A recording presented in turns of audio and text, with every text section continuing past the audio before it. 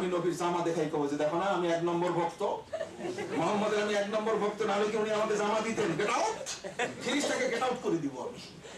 মুনাফিক এমন বড় মুনাফিক, এ তো জীবনেও নবীকে কষ্ট দিয়েছে, যেমন মুনাফিকই করেছে, কবরে গিয়েও সে ফেরেশতাদেরকে হাইকোর্ট দেখায়।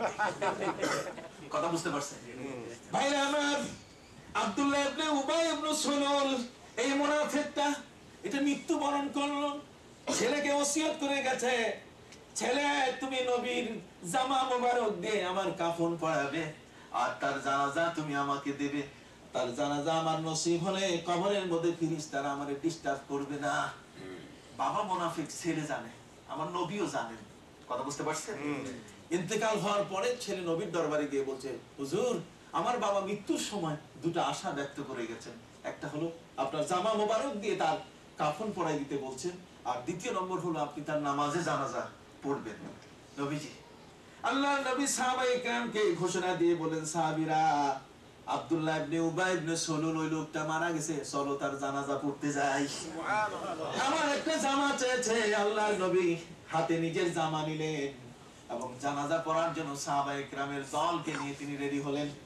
হযরত ওমর ফারুক রাদিয়াল্লাহু তাআলা আনহু ওই মুহূর্তে তিনি ব্যারিকেড সৃষ্টি করলেন, হুজুর আপনি যাবেন কই?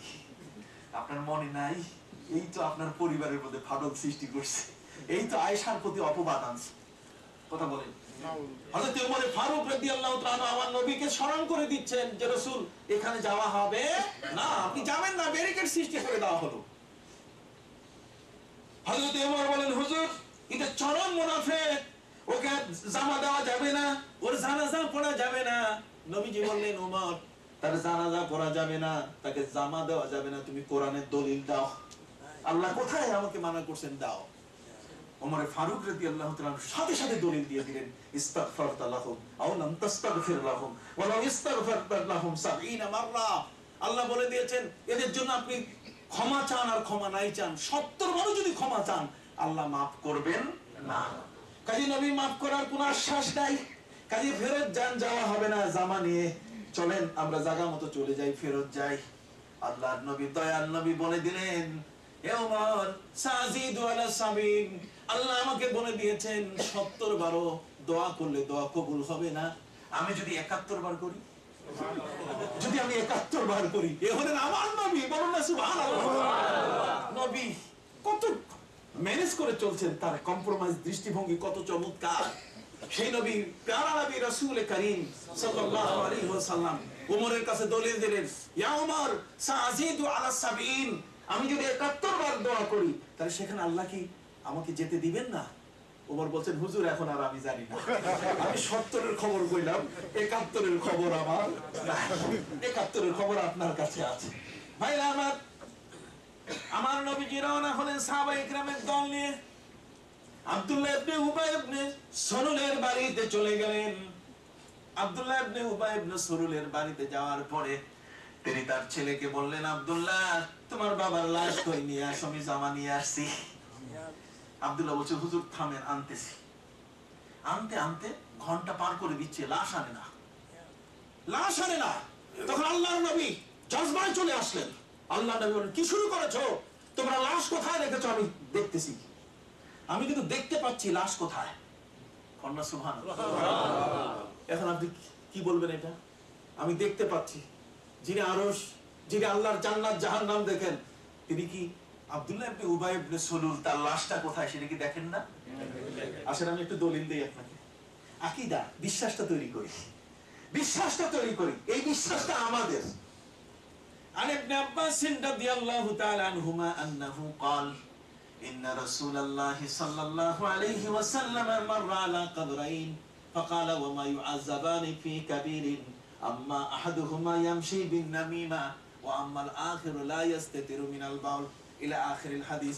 হযরত আব্দুল্লাহ ইবনে আব্বাস রাদিয়াল্লাহু তাআলা আনহুমা বলছেন, নবীজি একবার এক প্রান্তর দিয়ে হাঁটা শুরু করলেন, যাওয়া শুরু করলেন, তখন এক পর্যায়ে তিনি সোয়ার হলেন, তার নাকায় কাসওয়ার উপরে তার একটা উষ্টি ছিল, এই উষ্টিটার নাম হলো কাসওয়া। নাম কি?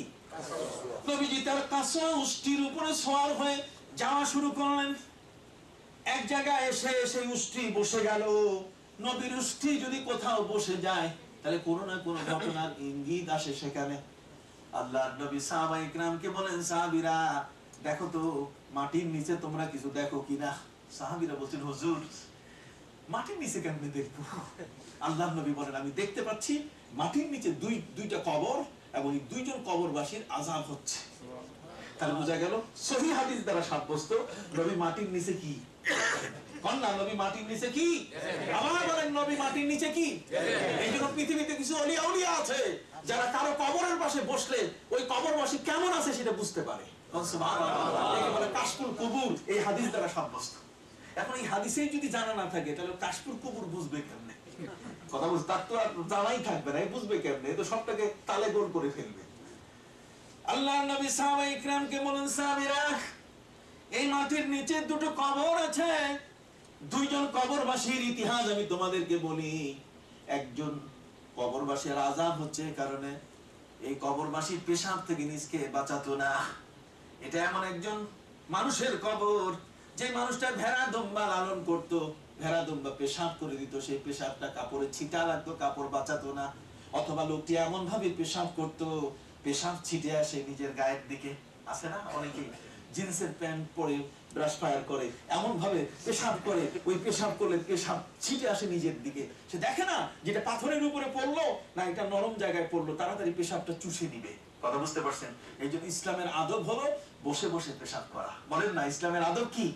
বসে বসে পেশাব করা। ওই নাসাই শরীফের হাদিসের মধ্যে আছে হযরত মুহাজির ইবনে কুনফুস রাদিয়াল্লাহু তাআলা হাদিস, যেটা আবু আব্দুর রহমান আন-নাসাই রাহমাতুল্লাহি আলাইহি তিনি নাসাই শরীফের মধ্যে উল্লেখ করেছেন। আমার নবীজি বসে বসে পেশাব করছিলেন। একজন আগন্তুক, দুইজন নবাগত ব্যক্তি, দুইজন নতুন ব্যক্তি নবীর এই অবস্থা দেখে একজন আরেকজনকে ঠেলা দেয়। কয় উনজুর ইলাইহি, কয় দেখো নবীর দিকে, মুহাম্মদের দিকে। ইয়াবুলু কামা তাবুলুল মারাতু, মেয়েরা যেভাবে বসে পেশাব করে উনি সেভাবে বসে পেশাব করছেন। কথা বুঝতে পারছেন? এরা নবাগত, এইমাত্র মুসলমান হয়েছে, অথবা তারা ইসলাম গ্রহণ করার জন্য নবীর কাছে এসেছেন। তার অর্থ হলো নবী এসেছেন এই পৃথিবীর চাকা পরিবর্তন করতে, নবী এসেছেন এই পৃথিবীতে মানুষগুলোকে আল্লাহওয়ালা করতে। কন্যা সুবহানাল্লাহ। এজন্য কোনো প্রতিকূল পরিবেশ তার উপরে কখনো প্রভাব বিস্তার করতে পারে না। কথা বলেন, কোন প্রতিকূল পরিবেশ তার উপরে প্রভাব বিস্তার করতে পারে নাই। দুনিয়ার মধ্যে যত ওলিয়া উলিয়া চলে গেছেন, গৌর গোবিন্দের বাড়িতে শাহজালাল ইয়ামানি গেছেন, সেখানে শাহজাদ রহমতুল্লাহ আলাইহিকে বলছেন মাগরিব হয়ে গেছে, মুসলমান আযান না দিয়ে নামাজ পড়বে না। আযান দেওয়ার সাহস আছে? সিলেটের জমিনে হযরতে শাহজাদ রহমতুল্লাহ আলাইহি বলেন, হুজুর আমি আযান দিব। দেও আযান। উনি এমন ভাবে কানে আঙ্গুল দিয়ে আযান শুরু করছে, আযানের ধাক্কায় গৌর গোবিন্দের 6 তলা বিল্ডিং মাটির সাথে বসে গেছে। সুবহানাল্লাহ। এরা ঈমানি তাওহীদি, যারা আল্লাহর উপরে ঈমান আনে, যারা আমল করে, যারা নবীর মহব্বতে জীবনকে উজাড় করে, তাদের আযানের পাওয়ার এত বড়। কথা বুঝতে পারছেন? তাদের আযানের ধাক্কায় ওই বসন্ত কুমার পর্যন্ত রায় লিখে দেয় যে আগামীতে যতদিন পার্লামেন্ট চলবে ততদিন কি নামাজের জন্য বিরতি ঘোষণা করা হলো। সেই মানুষ তো আমাদের সমাজে আছে বিধায়, ওই ওলিয়া উলিয়া পীর মাশায়েখ এরা আছে বিধায় আমাদের সমাজের মধ্যে আমরা আল্লাহকে খুঁজে পাওয়ার পথ পেয়েছি। না হলে এদেরকে ছোট করে দেখার কোনো উপায় নাই। আল্লামা সাহেব কেবলা রহমতুল্লাহ আলাইহির কথা বলছি, সেই সিলেটের আল্লামা আব্দুল লতিফ চৌধুরী রহমতুল্লাহ আলাইহি, যিনি এই কি বলে আপনার কারামত আলী রহমতুল্লাহ আলাইহি সেই জনপুরি সিলসিলার একজন বড় মাপের ওলি। ভাইরা আমার, আমি আপনাদের খেদমতে আরজ করতে চাই, পাগল ওই ব্যক্তি এসছে, হুজুর আমি তো আপনার কাছে আসছি, সার্টিফিকেটটা মেট্রিকের সার্টিফিকেট হারায় গেছে, আপনি দেন, মনে আছে কিনা? মেট্রিকের সার্টিফিকেট দেন। সার্টিফিকেট চাই কোথায়? সার্টিফিকেট তো এখানে পাওয়ার জায়গা নয়, সার্টিফিকেট পাওয়ার জায়গা তো ওই বোর্ডে, ওই ব্যাংকে, ওই ফর্ম পূরণ করে, এখানে তো নাই। কথা বুঝতে পারছেন? কিন্তু ভক্ত এমন, আমি আগেই বলেছি, যারা আশেক তাদের কিন্তু মিল্লাত মাযহাব নাই। আশেক কিন্তু ওগুলো দেখে না, দাঁত ভাঙলো কয়টা, এটা কোনোদিন চিন্তায় আনে না, যে কারণে দুনিয়ার কেউ ফতুয়া দিয়ে তাদের সাথে পারে নাই। সাহেব কেবলা রহমতুল্লাহ আলাইহি সেই যুবককে বলে দিলেন, যখন বারবার তাকে তিনি বলে দিলেন বোর্ডে যাও, মানছে না, তখন তিনি তাকে বললেন যাও ইসুফগুলের ভুসি খাও। ইসুফগুলের ভুসি খাইতে দিচ্ছে। এখন ইসুফগুলের ভুসির সাথে সার্টিফিকেটের সম্পর্ক কি? কোনদিন কোনো হিসাব নিকাশ বনে না, দুনিয়ার কোনো হিসাব বনে, কোনো হিসাব নিকাশ বনে না। বুঝতে পারছেন কথা? আল্লামা সাহেব কেবলা ফুলতলি রহমাতুল্লাহ আলাইহি তাকে বলেন ইসুফগুলের ভুসি খাও। কতদিন? 21 দিন খাও। প্রথম 7 দিন খাইছে, এটা তো খায় তাগড়া হওয়ার জন্য, কথা বুঝেন নাই।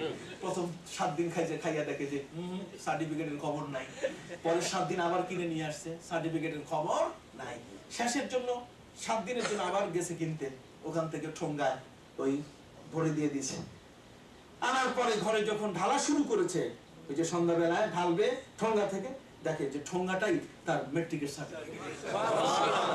ঠোঙ্গাটাই মেট্রিকের সার্টিফিকেট। তাকও মিন ফিরাসাতিল মুমিন ফাইন্নাহু ইয়ানজুরু বিনুরিল্লাহ। হযরত ওমর যেমন দেখতে পেয়েছে সৈন্য কোথায় কি বিপদগ্রস্ত, আমার নবী দেখতে পাচ্ছেন কবরের মধ্যে কয়জন ব্যক্তির শাস্তি হচ্ছে। কথা বল না, দেখার মতো চোখ আছে কিনা? ওই চোখ, এটা যে জানে না